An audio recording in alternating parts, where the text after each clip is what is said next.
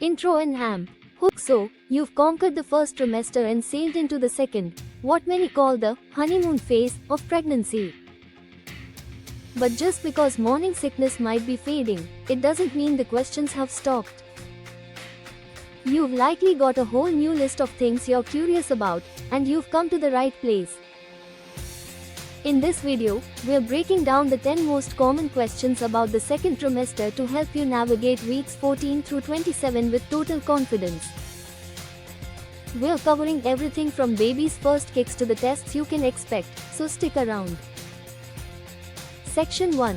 What are the most common symptoms? First up, what can you actually expect to feel during these middle months? For many, this trimester brings a welcome return of energy as early nausea disappears. But your body is still working hard. As your uterus expands, you might feel new aches, like backaches or round ligament pain, which is a sharp, sudden twinge in your lower abdomen. Skin changes are also very common.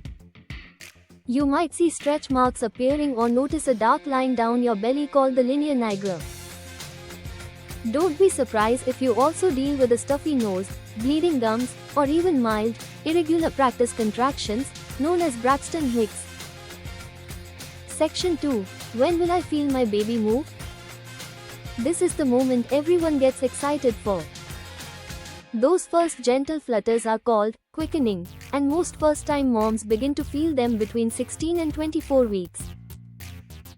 At first, you might mistake the sensation for gas or butterflies, but soon you'll recognize those distinct little taps. If this isn't your first pregnancy, you might even notice them a bit earlier. The movements can be unpredictable at the start, but as your baby gets bigger and stronger, they'll become undeniable kicks, jabs, and rolls. Section 3. What fetal developments are happening? While your body is changing, your baby is having a major growth spurt. During the second trimester, their organs, which have already formed, are busy maturing. By around week 16, their eyes can move and they can likely hear your voice, so feel free to start chatting with them. Around week 22, their hair, eyebrows, and eyelashes start to appear. They're also practicing important skills like swallowing and might even be sucking their thumb. By the end of this trimester, your baby will have grown significantly, weighing about 2 pounds. Section 4. What prenatal tests or screenings occur? You'll likely continue seeing your doctor or midwife about every 4 weeks. One of the biggest milestones this trimester is the anatomy ultrasound, typically happening between 18 and 22 weeks. This is a detailed scan that checks on your baby's growth and ensures all their organs are developing correctly.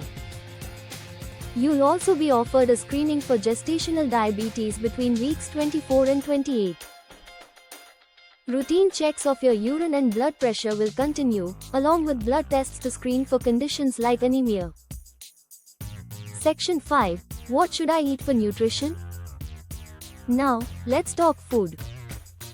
Fueling your body is more important than ever, and you'll need about 300 to 400 extra calories a day during this trimester. The key is making those calories count. Focus on a balanced diet of fruits, vegetables, whole grains, and lean proteins. Think leafy greens for folate, lean meats and beans for iron, and yogurt or cheese for calcium. And remember to stay well hydrated by drinking plenty of water throughout the day. Mid-video CTA. If you're finding this guide helpful, take a moment to hit that subscribe button and ring the bell so you won't miss our upcoming videos on the third trimester and beyond. Section 6. Which nutrients are most important? Let's get more specific and break down the superstar nutrients for this trimester. Iron is crucial. It helps support your increased blood volume. You can find it in spinach, beans, and lean red meat. Calcium is busy building your baby's bones and teeth, so look for it in dairy, broccoli, and fortified cereals. Omega-3 fatty acids, which you can get from low-mercury fish like salmon, are essential for your baby's brain development. And of course, continue taking your daily prenatal vitamin to cover all your bases. Section 7. What foods should I avoid or limit? On the flip side, what should you cut back on? You'll want to avoid high mercury fish like swordfish and king mackerel, and limit other types of seafood to about 2 servings per week. It's also critical to avoid unpasteurized dairy and ensure all meat is cooked through. What about caffeine? You likely don't have to give it up entirely. The common recommendation is to limit your intake to 200 milligrams a day, which is about 1 12-ounce cup of coffee. Section 8. How much weight should I gain, and how do I stay active? Let's tackle weight gain. Gaining weight is a healthy and necessary part of pregnancy, but the right amount varies for everyone and depends on your pre-pregnancy weight. Your doctor will help you determine a healthy goal. In general, gaining about 1 pound per week is typical during the second trimester. Staying active is also a game changer. Gentle exercises like walking, swimming, or prenatal yoga are fantastic for managing weight gain, boosting your mood, and preparing your body for labor. Section 9. What are the warning signs I should watch for? While most new twingers are perfectly normal, it's vital to know which signs are serious. You should call your doctor or midwife immediately if you experience heavy vaginal bleeding, severe abdominal pain, or a significant decrease in your baby's movement once it has become regular. Other red flags include a fever over 100.4 degrees Fahrenheit, a severe headache that won't go away, or sudden, extreme swelling in your hands or face, as this could be a sign of preeclampsia. Section 10. How do I prepare for birth and postpartum?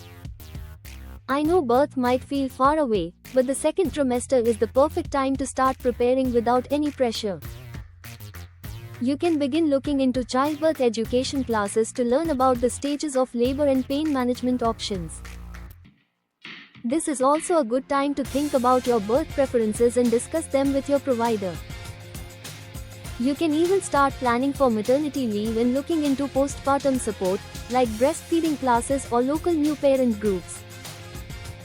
Conclusion: the second trimester is an incredible time of growth for both you and your baby. It's often called the sweet spot of pregnancy for a reason. While new symptoms can appear, it is usually the most comfortable and enjoyable phase. By staying informed, eating well, and maintaining open communication with your healthcare provider, you can truly embrace these middle months. Remember, every pregnancy is unique, so always listen to your body and never hesitate to ask questions. What has been your biggest question this trimester? Let us know in the comments below. Thanks for watching.